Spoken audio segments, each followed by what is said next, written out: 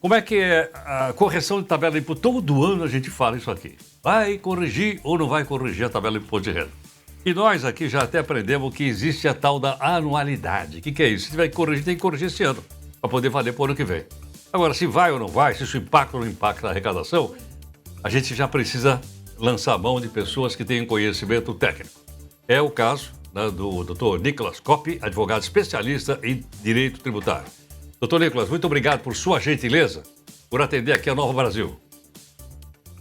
Bom dia, Heródoto. Bom dia a todos da Rádio Nova Brasil. É uma satisfação estar aqui com vocês nesta manhã. Doutor Nicolas, todo ano a gente sonha o seguinte: será que a gente vai pagar menos imposto ano que vem? Qual é a sua avaliação? Exatamente. Esse é o anseio de todo cidadão, né?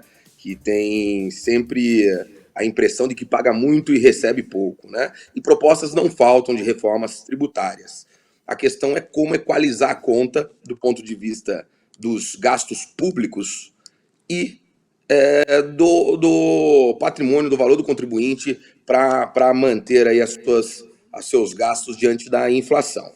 O presidente eleito, Luiz Inácio Lula da Silva, durante toda a campanha, um dos objetivos anunciados seria a adequação da faixa de isenção do imposto sobre a renda. É uma medida que eu vejo como essencial, mas deve vir acompanhada de outras medidas para fins de fechar a conta, sobretudo aí no momento em que se discute déficit fiscal, teto de gasto, mais. Hoje, Heródoto, o limite de isenção é de R$ 1.903,98 e não é atualizado desde 2015. E à época o salário mínimo era de R$ 788. O doutor Alessandro, um pouco mais cedo aqui na Rádio Nova Brasil, comentou sobre a atualização do salário mínimo, que visa aí corrigir algumas distorções da inflação e que o ganho real ele é muito pequeno, praticamente inexistente aí com a atualização diante do contexto inflacionário. E é por isso que se deve prestar muita atenção também nas alíquotas do imposto sobre a renda e na necessidade de se fazer ajustes nas faixas de tributação e, sobretudo, aí no limite da isenção, que tem que acompanhar essa mudança da capacidade econômica e inflacionária, sobretudo aí dos mais pobres, que tendo que arcar com o imposto sobre a renda e uma faixa de isenção defasada, acaba pagando mais tributo do que deveria. Agora, doutor Nicolas, então, a saída, para poder isentar o pessoal da base, teríamos que cobrar imposto mais para o pessoal do topo da pirâmide, é isso ou não? Veja, Heródoto, várias propostas vêm caminhando concomitantemente a propostas que tratam de mudança da isenção, da faixa, né, de isenção do imposto sobre a renda.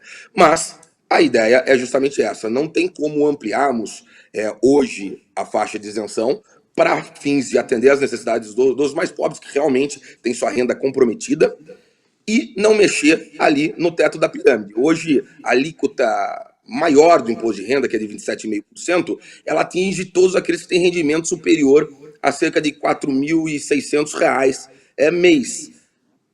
No objetivo do Lula, anunciado durante a campanha, é trazer a faixa de isenção para R$ 5.000.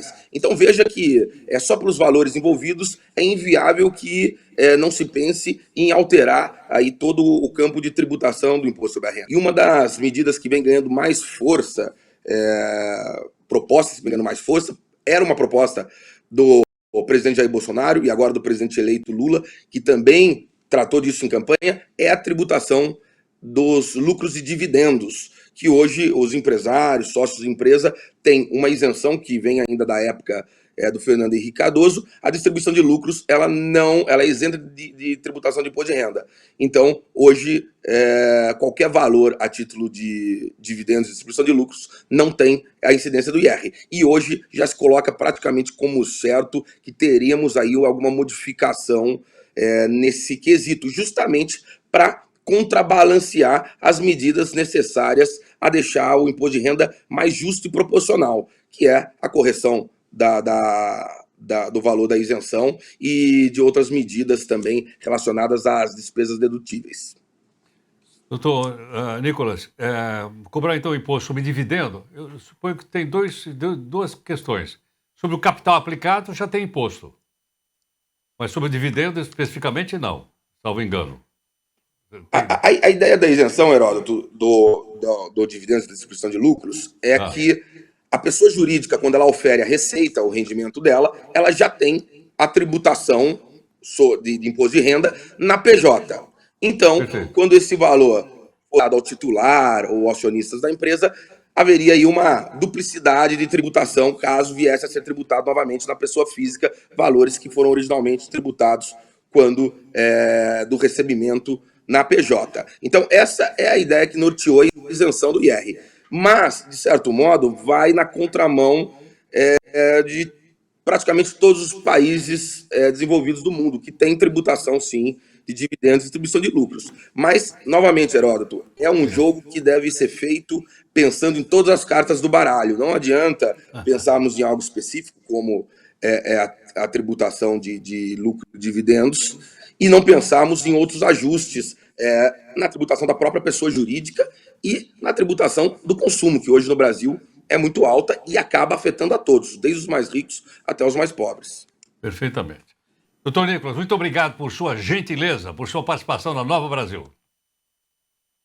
Agradeço imensamente o convite e foi um prazer estar aqui com vocês. Muito obrigado. Doutor Nicolas Coppi, advogado especialista em direito tributário. A gente vai entendendo direitinho, para formar nossa própria opinião a respeito disso tudo aí.